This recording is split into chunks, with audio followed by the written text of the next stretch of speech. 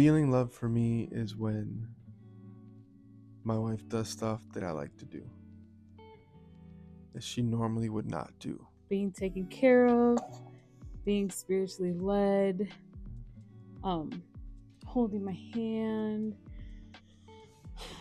spending time together. Yeah, those are things that make me feel love. I show love by supporting my wife, by doing stuff that she needs or wants help with. I guess like holding the person's hand, like when you're frustrated or you don't want to, stuff like that. Doing stuff with my wife, whether it's going fishing, whether it's going on a walk, whether it's just doing stuff together, being active. That's my favorite time, quality time. Sitting on the couch watching a Hallmark movie, just cuddling on the couch, and yeah, I love just cuddling on the couch and watching movies. It's literally my favorite thing on the entire world. One thing my partner does better than anyone else is she knows me for me, and she will help me be right and let me know. That sounds bad. I want to say you call me out, but you call me out better than anybody else. You are my wife, my best friend, so you let me know, and I trust you. So I guess in better words, you're more honest with me than anyone else, and I appreciate it, and I love it, and I love you. Love me?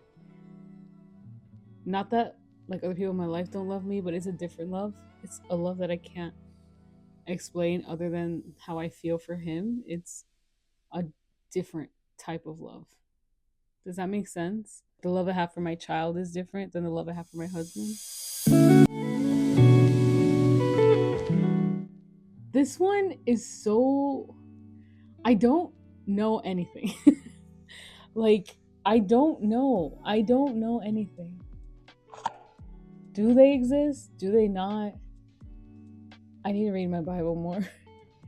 But like, only God knows. God has a plan. I don't know anything. I don't ever want to be away from Andre. I know that. But God always has plans that we don't know. And it scares me. It makes me want to cry. And it's terrifying. I don't know how to answer this question. I want to know what Andre said. No. And yes. I don't think that God has just one person for you, right? But I mean, like, if one person may be better for someone than someone else, I think there's probably just an optimal person for someone. You know what I mean? Like I think my optimal person is my wife. She is amazing and I love her. So I don't think there's anyone else for me. Never mind. Yes, there are soulmates, and my wife is my soulmate. Period. Being able to be honest and being able to say how you really feel without fearing repercussion or fearing that you're going to hurt someone by saying what you're going to say. Being able to speak to my husband, being able to like literally dump all my feelings out and have someone who will listen to me and not judge me, someone who loves me no matter what, whether I have an attitude one day or I gain weight or I am lost, whatever it is, that person understands me and loves me and wants to help me get better and do better versus ignoring and not listening and just making me feel like, why are you even talking? You know what I mean? So Yeah, I would say that. Great question. A busy week, stay connected. Take small timeout breaks, especially if you guys are together, but like doing other stuff where you can be together, but you're really not together. You take like a 5-minute break, a bathroom break, and you're like, hey, I need help.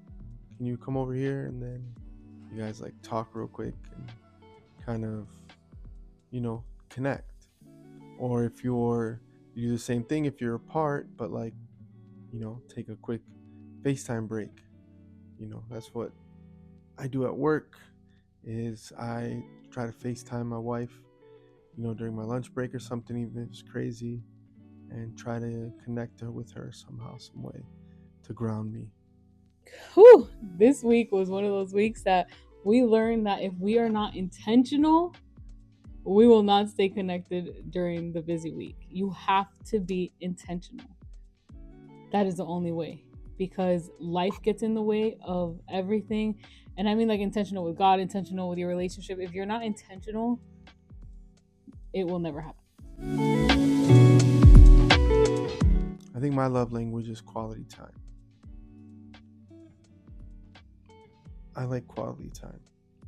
Well, apparently it's quality time, and was it receiving gifts? I think. I don't remember. I think it was receiving gifts, which is interesting because I love giving gifts. I do love quality time. That was my number one. I do love quality times. I thought I need to take the test again, okay? I need to take the test again. And then I'll get back to you guys on that. When I got a message in my email box, I'm just kidding. I knew you were the one when we were talking on the phone, when we were even before we met. I knew you were the one. Honestly, when we were talking on the phone when I was sitting in my closet and we were just talking for hours and hours and hours, and it was the first time we ever spoke. And I don't know, it was just a different feeling. There was something so different about it.